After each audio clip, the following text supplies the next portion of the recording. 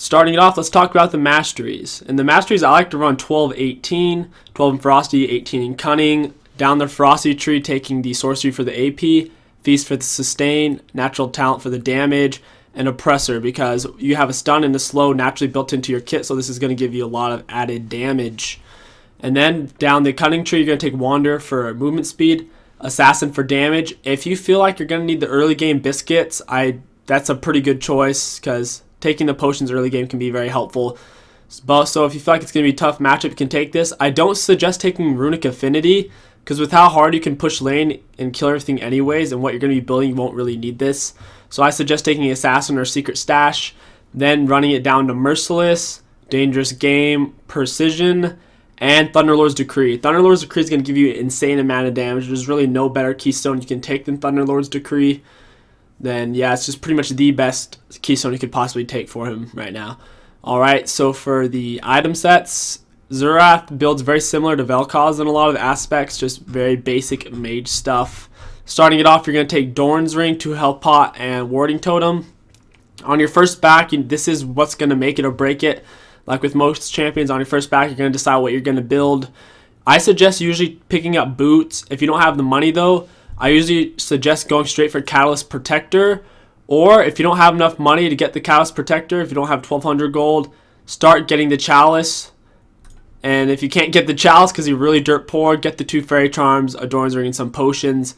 However, ideally, you're going to get Catalyst Protector, boots, a Doran's Ring, and then get your Rod of Aegis ASAP. And then, after you've gotten your boots and Rod of Aegis, bear in mind, Rod of Aegis is a very good start for really any mage. It has ridiculous base damage right now, plus it scales, and every time you level up, it's basically like 1 health potion, 2 mana potion, when they used to have mana potions. That's how much upon leveling, it restores 150 health, 200 mana over 8 seconds, which is absolutely ridiculous, especially in the earlier levels whenever you level up quite frequently. In mid lane, it'll give you a huge boost in lane. It gives you a lot of nice stuff. However, it is a little bit more expensive than the Chalice. If you're in an AP matchup against like Ziggs or Lux, going Chalice can be a good choice, but remember, Catalyst Protector is pretty much the go-to if you're going up against Zed or anyone who's AD or mixed damage. It's just a really good item. Alright, so like I said, typically you're going to want to get your boots, Rod of Aegis. After this, I suggest getting Luden's Echo. However, if they have a lot of one-shot characters on their team, like they have a Sejuani who's going to ult you, and then Zed's going to freaking jump you, get Zhonya's. So Rod of Aegis, then Zhonya's, or if they don't really have any of that, get Luden's. It gives you lots of movement speed and damages. After you've gotten your boots and 2 full items, I suggest you getting your Sork shoes. It's going to give you that extra movement speed and magic pen. After that, I suggest, if you haven't gotten your Zhonya's yet, of course getting it. And then picking up a Void Staff. And then if they do have some AP on their team, if they have an AP top laner, whether it be Rumble, or an AP mid laner, or an AP top and jungle, getting Athene's Holy Grail is a good choice. But I suggest only getting it if you already started to build the Chalice of Harmony earlier because you're against an AP matchup. So basically, if you get Rod of Aegis, don't really worry about getting Athene's. And if you get the Chalice, don't really worry about getting Rod of Aegis. Alright, but you still can. It's just one of those things. And then in the late game, you're going to want to get your Rabadon's Death Cap. It loads that ability power, all your spell skill off of ability power. It's really, really strong on you. And then once you have a full item set, you're going to need to pick up Elixir of the Sorcery. I know this item set's a little bit confusing because there's so many choices, but just bear with me. On the optional side, if they have a lot of slows on their team, like they have a Nasus and they have Frostwing, and then if their team has several Frost Queen's claims, like 1 or 2 or more, I suggest getting Boots of Swiftness because it's going to give you a lot more speed, plus it's going to reduce the duration of the slows by 25%, which is really, really strong. So that's a good choice if they have a lot of slows on their team because it's going to keep you alive in the back line. And a really good choice that I didn't mention, if you want to go straight for your Rod of Aegis, which is pretty much the best choice, even if you're against an AP character like Ziggs or Lux, if you do go straight for Rod of Aegis, I suggest picking up a tier because it's going to give you loads and loads of mana and mana regen. Plus, late game, you can get the Seraph's Embrace, which is going to give you insane ability power. It's going to give you like 135 base once you have the Seraph's Embrace, plus a ton of mana regen. And yeah, but plus it'll give you a shield which consumes 20% of your current mana, and the shield is ridiculous. It's basically like a 600 shield. It's really, really strong. It'll keep you alive. Combined with your Zhonya's, it's really OP. Morelia Nomicon, this is a viable choice. I do build it, but I only suggest building it if they have more than one health regen champs on their team, like if they have a Swain and a Mundo, or they have like a Swain and a Darius, or things like that, things that have a lot of health, or Soraka heals and stuff. And then the Rise Crystal Scepter, if you're not a fan of Rod of Aegis, which I don't understand why, the Rise Crystal Scepter is a good choice to get for your second or third item. If you don't want to get Rod of Aegis, you could always go for your Chalice first and then go for your Rise Crystal Scepter. And then there's some cheese people who like building Frost Queen's Claim. And if you do want to build this, after your starting items, you pretty much build straight for it. And if you don't want to build straight for it, get your starting items on your first back, pick up another Dorn's Ring, and then build straight for it. That's about it for items, guys. It's a little bit confusing, but it's all about itemized. I don't want to tell you guys, oh, you're gonna build this, this, and this, and this, because that's not gonna work. You need to have different things for different matchups. Let's talk about some gameplay. With your abilities, I suggest you start your Q, then picking up your W, then your E, then maxing your Q as quickly as you can, then maxing your W, then your E. Of course, taking points in your ultimate whenever you can. Right when you get to lane, as you see here, you want to try to do your best to push as well as you can while still farming. If you can push and farm at the same time, you'll be giving yourself a pretty good advantage because you'll be getting more experience in gold than your opponent. When you are pushing, bear in mind, try to hit the opponent with your Q while you're pushing. It can be challenging to land your spells at first on your enemies, and to make it easier, it's usually best to hit them with your W, then stun them, then hit them with your Q.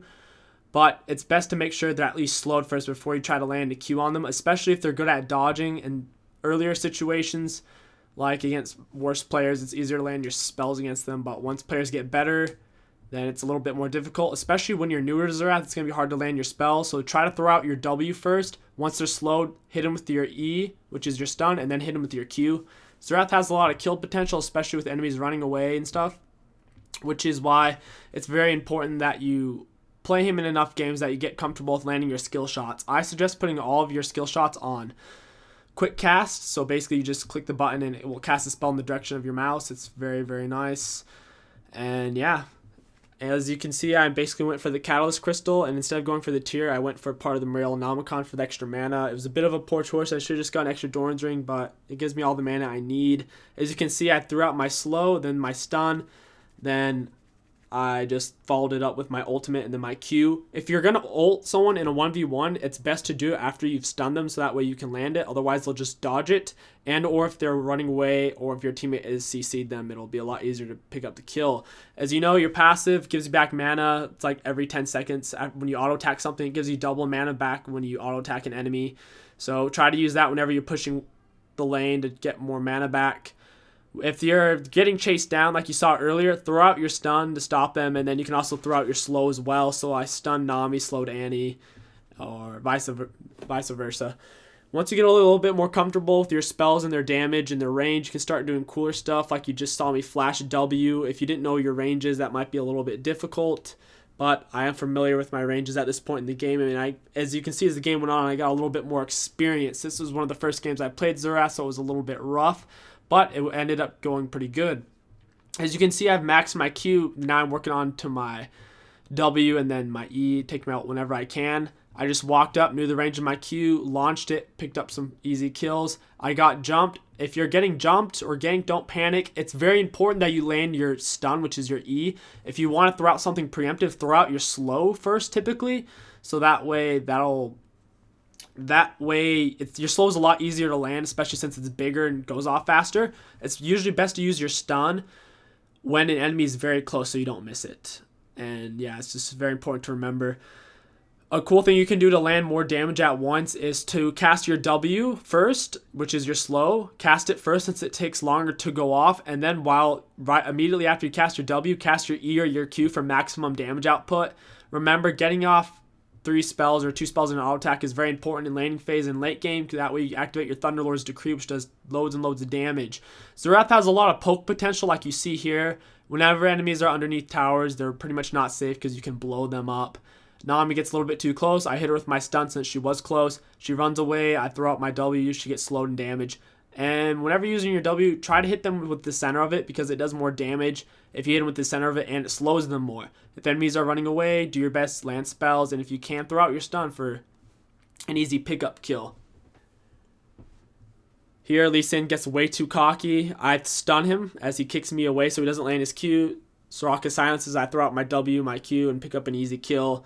I play with mouse DPI 2600 on Xerath. I've switched over to 2600. It's faster than what I've been using.